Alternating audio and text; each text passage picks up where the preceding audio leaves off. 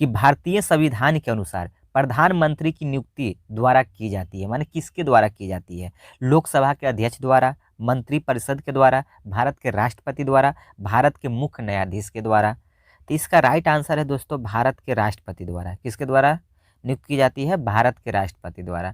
तो देखिए, भारत के राष्ट्रपति के द्वारा बहुत सारे पदों को नियुक्त किया जाता है, जैसे मैं बताने जा रहा हूँ। पहला तो प्राइम मिनिस्टर, आप लोग को ये प्रश्न में भी है। दूसरा आपका है प्रधानमंत्री के सलाह पर मंत्रिपरिषद का भी निर्माण राष्ट्रपति ही करते हैं। राज्यपालियों माने राज्यों के राज्यपाल की जो नियुक्ति है वो भी आपका राष्ट्रपति ही करते हैं। जज ऑफ सुप्रीम कोर्ट या हाई कोर्ट के उच्च न्यायालय की भी नियुक्ति राष्ट्रपति के द्वारा किया जाता है। अटॉर्नी जनरल, भारत के महान्यायवादी की नियुक्ति, भारत का महाधिवक्ता सोलिसिटर जनरल, नियंत्रक लेखा परीक्षक के नियुक्ति, यूपीएससी संघ लोक सेवा आयोग का अध्यक्ष तथा अन्य सदस्यों की नियुक्ति, भारत का मुख्य निर्वाचन आयुक्त और भारत के निर्वाचन आयुक्त का भी नियुक्ति राष्ट्रपति ही करते हैं। केंद्रीय सचिव की नियुक्ति, राजभाषा आयोग के अध्यक्ष की नियुक्ति राष्ट्रपति ही करते हैं। अनुसूचित जाति या जनजाति एससी एसटी आयोग के अध्यक्ष का नियुक्ति भी राष्ट्रपति करते हैं। अल्पसंख्यक आयोग के अध्यक्ष का भी नियुक्ति राष्ट्रपति ही करते हैं। भारतीय राजदूत इंडियन एम्बेसडर की नियुक्ति भी राष्ट्रपति के द्वारा ही किया जाता है। और heads of military forces of India, इनकी भी नियुक्ति राष्ट्रपति के द्वारा की जाती है। तो ये सारे शब्द को भी आप लोग याद रखिएगा। चलिए अगले प्रश्न की ओर आते हैं कि अकबर का राजस्व मंत्री निम्नलिखित में से कौन था? तानसेन, टोडरमल, बीरबल, राजा मान सिंह। तो इसका राइट आंसर है दोस्तों आपका टोडरमल। कौन है? टोडरमल। टोडरमल जो था अकबर के शासनकाल के दौरान मुगल साम्राज्य में वित्त मंत्री था। कौन मंत्री था? ये वित्त मंत्री थे और वह अकबर के दरबार में नवरत्नों में से एक थे। जो टोडरमल था नवरत्नों में से एक थे। अकबर के शासनकाल के दौरान राजस्व प्रणाली को जब्त प्रणाली भी कहा जाता है, ये भी याद रखिएगा। अकबर के जो राजस्व प्रणाली को जब्त प्रणाली भी कहा जाता था। आइए अब अगले प्रश्न की ओर आते हैं। अगला जो प्रश्न है दोस्तों कि भारत में बाल विवाह निषेध अधिनियम किस वर्ष पारित किया गया? 1931, 1929, 1935, 1933। इसका राइट आंसर है दोस्तों 1929।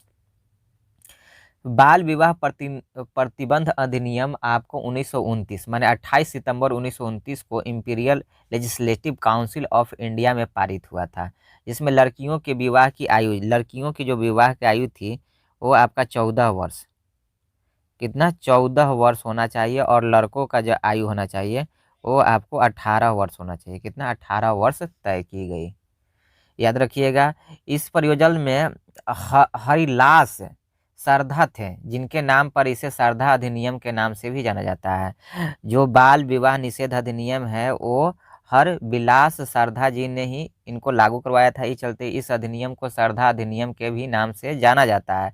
बट इसे 2006 में संशोधन किया गया भारत के बाल विवाह निषेध अधिनियम में, और इसमें पारित हुआ कि लड़का का जो उम्र होना चाहिए वो 21 साल होना चाहिए और लड़की का जो उम्र होना चाहिए वो 18 साल किया गया, और ये नियम लागू किया गया। इस अधिनियम के तहत अगर दोषी पाए गए व्यक्ति को 2 साल की सजा और 1 लाख तक का जुर्माना है, और दोनों हो सकता है, माने 2 साल का सजा भी हो सकता है, 1 लाख का जुर्माना हो सकता है। और इस कानून के अनुसार इस तरह के विवाह से जन्म लेने वाले किसी भी बच्चे को या गर्भधारण को वैध माना जाता है दोस्तों। तो अभी जो वर्तमान में है आप याद रखिए, 18 साल लड़कियों का एज होना चाहिए और 21 साल लड़कों का एज होना चाहिए। लेकिन 1929 में जो अधिनियम आया था उस समय लड़कियों का एज 14 वर्ष ही था और लड़कों का 18 वर्ष था। आइए अगले प्रश्न की ओर आते हैं। अगला जो प्रश्न है दोस्तों कि चींटी के डंक में प्राकृतिक रूप से पाया जाने वाला अम्ल है मेथनोइक अम्ल, लैक्टिक अम्ल, ऑक्जेलिक अम्ल या साइट्रिक अम्ल। तो इसका राइट आंसर है दोस्तों मेथनोइक अम्ल। चींटी के डंक में कौन सा अम्ल पाया जाता है? मेथनोइक अम्ल।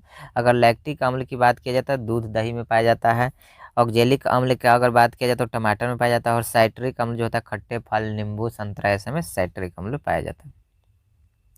अगले प्रश्न की ओर आते हैं। अगला जो प्रश्न है दोस्तों कि वर्षा को नामक उपकरण द्वारा मापा जाता है। तो वर्षा को जो आपका दोस्तों है अल्टीमीटर, पिरानी गेज, बैरोमीटर या रेन गेज। तो रेन गेज के द्वारा मापा जाता है। किसके द्वारा मापा जाता है? तो रेन गेज के द्वारा हम लोग मापते हैं वर्षा। अब बात करते हैं अल्टीमीटर। तो अल्टीमीटर से हम ऊंचाई मापते हैं। क्या मापते हैं? ऊंचाई मापते हैं। और पिरानी गेज जो है इससे हम क्या मापते हैं? तो वायुमंडलीय गैस के लिए तापीय तार से आश्रित तापीय चालकता के निर्वात दबाव को मापा जाता है, याद रखिएगा पिरानी गेज। और पिरानी गेज का काज का जो सिद्धांत है वो तापीय चालकता में परिवर्तन है, ये भी आप लोग अब बैरोमीटर से वायुमंडलीय दाब मापते हैं।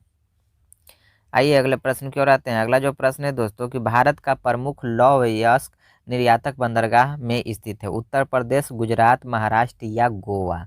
तो इसका राइट आंसर है दोस्तों गोवा, गोवा में स्थित है। गोवा के मोरमुगाओ बंदरगाह माने जुआरी नदी के मुहाने पर स्थित है। मुरगाओ बंदरगाह गोवा में पर्यटन स्थलों में से एक है दोस्तों। यह एक प्राकृतिक बंदरगाह है और 1961 कब 1961 में जापान को लौह अयस्क के निर्यात को संभालने के लिए इसकी रीमॉडलिंग के बाद से इसका महत्व मिला है। जो ये लौह अयस्क निर्यातक बंदरगाह है जिसका नाम है मोरमुगाओ बंदरगाह, याद रखिएगा। आइए अगले प्रश्न की ओर आते हैं। अगला जो प्रश्न है दोस्तों कि जनसंख्या में प्रति 1000 पुरुषों पर महिलाओं की संख्या को कहा जाता है, जन्म दर, साक्षरता दर, लिंग अनुपात या मृत्यु दर। तो इसका राइट आंसर है दोस्तों लिंग अनुपात। क्या कहा जाता है? लिंग अनुपात। अगर बात किया जाए 2011 की जनगणना के अनुसार तो अरुणाचल प्रदेश में भारतीय राज्यों में सबसे अधिक लिंग अनुपात है जो 972 माने 1000 पुरुष पर 972 महिलाएं हैं, जबकि हरियाणा में सबसे कम लिंग अनुपात माने 834 ही है, माने 1000 पुरुष पर 834 महिलाएं ही हैं। ये भी बात आप लोग याद रखिएगा। आइए अगले प्रश्न की ओर आते हैं। अगला जो प्रश्न है दोस्तों कि बेकिंग सोडा का रासायनिक सूत्र क्या होता है, NaHCO3, CaSO4, NH4Cl या Na2CO3। तो इसका राइट आंसर है दोस्तों सोडियम बाइकार्बोनेट। क्या है? Sodium bicarbonate, NaHCO3। Baking soda का जो उपयोग है दोस्तों एक केक बनाने में, और बेकिंग सोडा का ज़्यादा लोग पानी में मिलाकर भी पीते हैं जिससे एसिडिटी का समस्या होता है। केक बनाने में भी माने बेक कर बनाने वाली चीज़ है, जो बेचने वाली चीज़ हो तो उसमें बेकिंग सोडा का इस्तेमाल किया जाता है। बेकिंग सोडा का उपयोग बालों को धोने के लिए भी किया जाता है। इसे सोडियम बाइकार्बोनेट कहा जाता है या मीठा सोडा कहा जाता है या इसे खाने का भी सोडा कहा जाता है।